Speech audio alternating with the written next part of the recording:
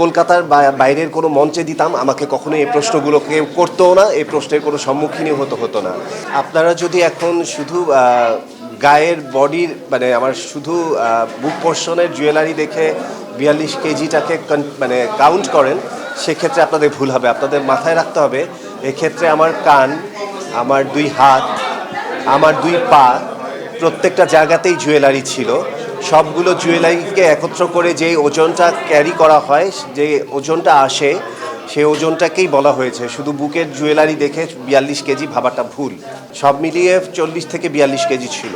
আচ্ছা, আমি আপনাদেরকে এক বাক্যে বলে দিই আমার অ্যান্সারটা। সেটা হলো আমি যখন স্টেজে পারফর্ম করেছি, এটা টোটালি একটা বাইরের স্ট্যান্ডার্ডের একটা সুফি, একটু কাওয়ালি, একটু রাজকীয়, একটুখানি যে গানগুলো আমাদের খুব পছন্দ, যেমন আদনান সামির আমি ভীষণ ভক্ত।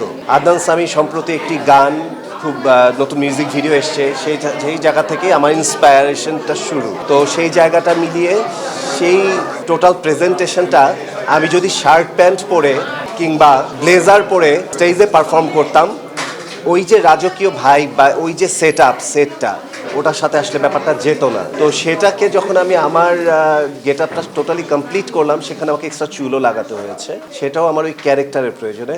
আপনাদের ভারী স্পষ্ট করে আমি জানিয়ে দিই, এটা কখনো কোনো অংশে কোনোভাবেই মেয়ের লুক বা মেয়ে সাজা ছিল না।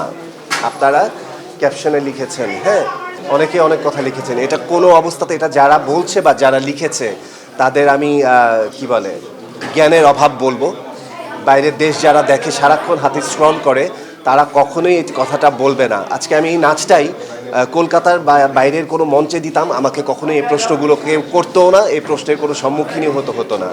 এবং ওই মুহূর্তে মঞ্চে আপনারা আমার সামনে যারা ছিলেন, তারা খুব ভালো করে দেখেছেন আমার পারফরমেন্স ভালো ছিল না খারাপ ছিল।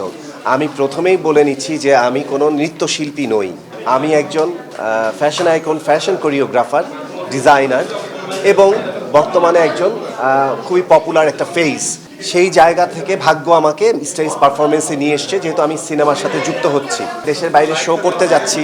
তো আমার কাছে মনে হয়েছে যে আমি কিছু এক্সপিরিয়েন্স গ্যাদার করি, সেই জায়গা থেকেই কিন্তু আমার এই নাচের এই সংযোজন।